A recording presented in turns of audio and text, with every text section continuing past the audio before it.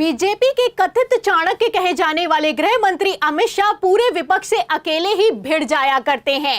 उनसे पंगा लेने से पहले नेतागण भी 100 बार सोचते हैं, लेकिन इस बार जो सदन में हुआ है, गृह मंत्री अमित शाह भी बौखला गए हैं और इतना बौखला गए हैं कि सदन में खड़े होकर चीख रहे हैं, चिल्ला रहे हैं। आपको बता दें, सदन में गजब हो गया है। जेपी नड्डा को भी मिर्ची लगी है और माफी की मांग की जा रही है, लेकिन विपक्ष है कि माफी मांगने के लिए तैयार नहीं है। और तो और गजब तो तब हो गया है जब विपक्ष ने सदन में खड़े होकर शाह के सामने मुंह पर कह दिया है कि शाह हो तो क्या तानाशाही चलाओगे। तो फिलहाल सदन में क्या हुआ कि अमित शाह भी अपना आपा खो बैठे, आपको दिखाएंगे। और कैसे स्पीकर ओम बिरला राहुल गांधी की टी शर्ट पर कमेंट करके बुरा फंस गए, बेइज्जत हुए और सदन को स्थगित करके भाग खड़े हुए, उस पर भी आएंगे। लेकिन खबर में सबसे पहले टीएमसी सांसद के सवाल से पहले ही कैसे अमित शाह को तगड़ी मिर्ची लगी है, छोटा सा बयान है, ध्यान से सुनिए। मेरा एक technical objection,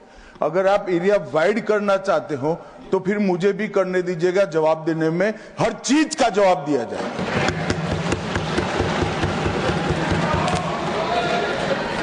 honourable member sir, मंत्री जी सवाल से पहले इतना डर गए, आगे क्या होगा मुझे पता नहीं। नो तो तीखी बहस हुई है, जबरदस्त बहस हुई है और जब से ये बहस हुई है, ये वीडियो सोशल मीडिया पर वायरल हो रहा है। वीडियो एक तरफ जहां वायरल है, वहीं दूसरी तरफ खबरें भी बनाई गई हैं। खबर आप देख सकते हैं न्यूज़ 18 की, इसमें लिखा भी हुआ है कि ममता के सांसद ने पूछा ऐसा सवाल, गुस्से में तमतमा उठे गृह मंत्री अमित शाह, फिर खोल दी सारी पोल। तो आपको बता दें कि ममता बनर्जी के सांसद हैं साकेत गोखले। उन्होंने राज्यसभा में गृह मंत्री अमित शाह से सवाल करते हुए कहा कि ईडी और सीबीआई का दुरुपयोग हो रहा है। आप देख सकते हैं, अभी सवाल हुआ भी नहीं है कि अमित शाह बौखला जाते हैं और इतना बौखला जाते हैं कि खड़े होकर कहते हुए नजर आते हैं कि मुझे भी मौका दीजिएगा बोलने का, हर बात का जवाब दिया जाएगा। इसी पर सांसद साकेत गोखले कहते हैं कि अभी तो मैंने सवाल भी नहीं किया, अमित शाह तो पहले ही डर गए हैं। अब बस इतना कहना भर था, पूरे के पूरे सदन में बवाल खड़ा हो गया। He should apologize or it should be expunged. Will not apologize. I'm never apologizing to you. माफी मांगे sir. I would delete it. No.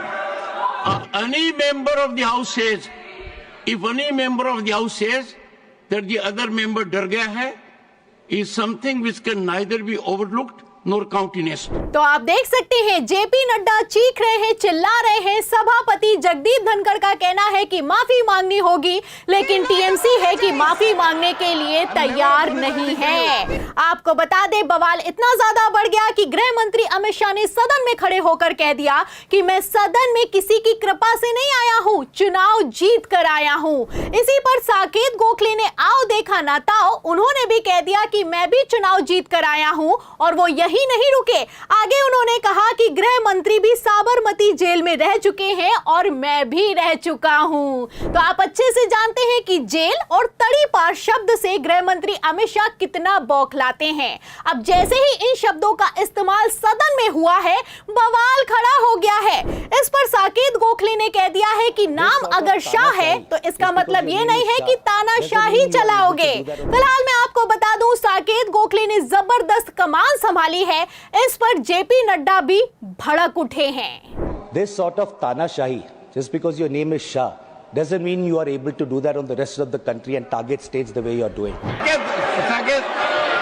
One second. Your observation is against a caste, against a subcaste, should not have been made. It names to a caste also. Yes. And it is something which is derogatory also. And it should be withdrawn. Better he withdraws, otherwise it should be deleted. तो आप देख सकते हैं, सदन में ऐसा पहली बार हुआ है कि गृह मंत्री अमित शाह से किसी ने मुंह पर डायरेक्ट पंगा ले लिया है।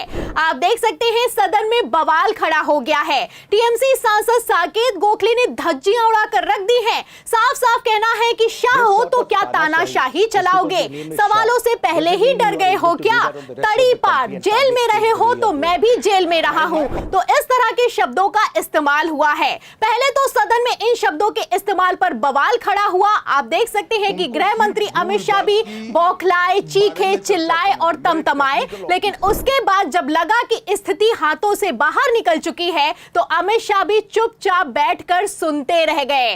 आपको बता दें, चाहे राज्यसभा हो चाहे लोकसभा हो, इंडिया गठबंधन ने सत्ता पक्ष को पानी पिलाकर रख दिया है। ऐसे हालातों में आप देख सकते हैं कि मजबूत विपक्ष जब सवाल करता है तो सवालों के जवाब दिए नहीं जा रहे हैं। अब जब सवालों के जवाब देते बन नहीं रहे हैं तो कभी भाषा से दिक्कत है तो कभी राहुल गांधी की टी शर्ट से दिक्कत है। आप टी शर्ट पहनकर यहाँ आएंगे, नारे लगा के आएंगे, नारे की लिख के आएंगे तो सदन नहीं चलेगा। अगर आप टी शर्ट खोल के आए तो सदन चलेगा, अगर आप कहते हम टी शर्ट पहन के आएंगे तो सदन नहीं चलेगा। ये स्पष्ट है। सदन की कार्रवाई, आप जाइए तो बाहर, आप जाइए। सदन की कार्रवाई आज 12 बजे तक के लिए ऐसे नहीं चलेगा सदन। तो नेता प्रतिपक्ष राहुल गांधी समेत विपक्ष का कोई भी नेता अगर टी शर्ट पहनेगा तो सदन नहीं चलेगा।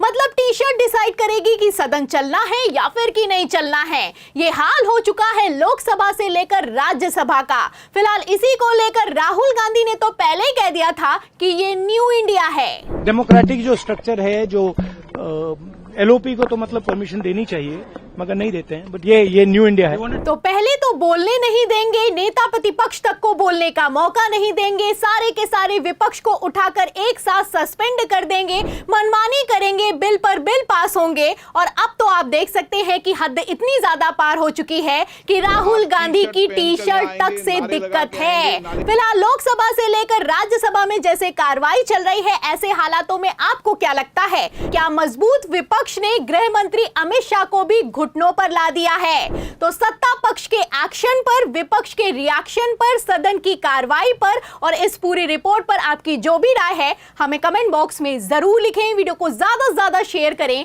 हमारे चैनल को लाइक करें, सब्सक्राइब करें, ज्वाइन करें। फिर मिलती हूं अगली खबर के साथ, तब तक के लिए धन्यवाद।